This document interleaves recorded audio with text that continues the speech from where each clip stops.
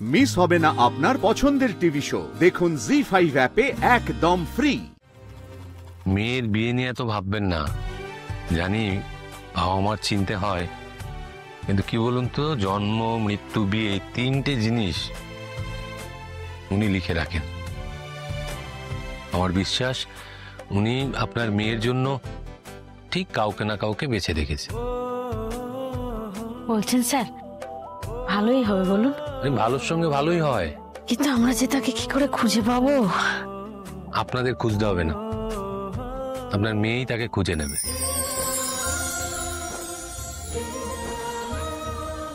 Sir, আপনার কথা শুনে মনে হচ্ছে যেন স্বয়ং ভগবান শ্রীকৃষ্ণ কথাগুলো বলছেন। আপনি কি যে বলেন। আইসক্রিম হাজির। আগে তোর মাকে দে। এই নাও। স্যারকে দে। দিচ্ছি তুমি আগে খাও বাবা। হ্যাঁ দে। এই নাও দে। স্যার। Thank you. ওয়েলকাম।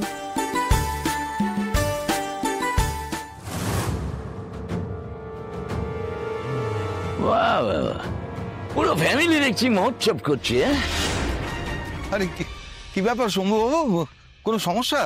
ভেতরে আসুন না, বসুন। আপনার শাড়ির দোকানটা আমি নিচ্ছি মানে কিনে নিচ্ছি।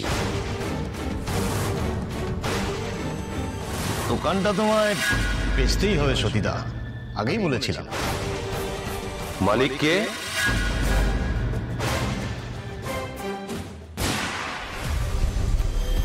আইনত ওই দোকান সতীনাথ বসুর কাছেই যাওয়ার কথা, তাই তো? ওটারই তো মালিকানা। কি মালিক, দোকান বিক্রি হচ্ছে? কই না তো, একদম না, এ বিষয়ে কোনো কথাই হয়নি। আমি ওই সতীদার সাথে একটু মজা করতে এসেছিলাম। কি চমকে গেছো তো? আর এই মালিক স্যার, আপনার কাছে তো আমি একটা নেংটি ইঁদুর। দোকানটা আসলে কার? সতীদার নিজের হাতে সাজানো দোকান, আমার কাছে বাধা দিয়েছে।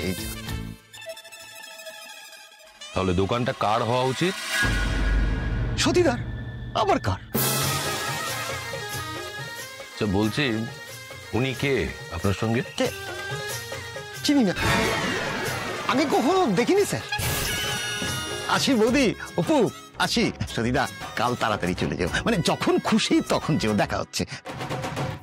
আপনি আপনার ক্ষমতার জোরে আপনি আমার সাথে খেলছেন। আপনি জানেন না যে শম্ভুর ক্ষমতা কম নয়। দেখুন আগে আগে কি হয়। দেখুন। আমি অপেক্ষা করব, দেখব কি কি হয়। ব্যবসাটা কিন্তু আমিও করি, কি করে সব হিসেব মিলিয়ে নিতে হয় সেটা আমারও জানা আছে। আমি কিন্তু ছাড়বো না।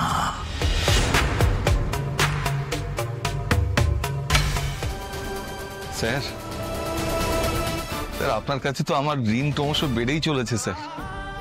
আমার নিচু হয়ে যাওয়া মাথাটাকে আপনি আবার উঁচু করে দিলেন স্যার। একটা প্রবাদ আছে জানেন তো, যেটা তোমার প্রাপ্য সেটা একদিন না একদিন যেভাবেই হোক তোমার কাছে ঠিক ফিরে আসবে।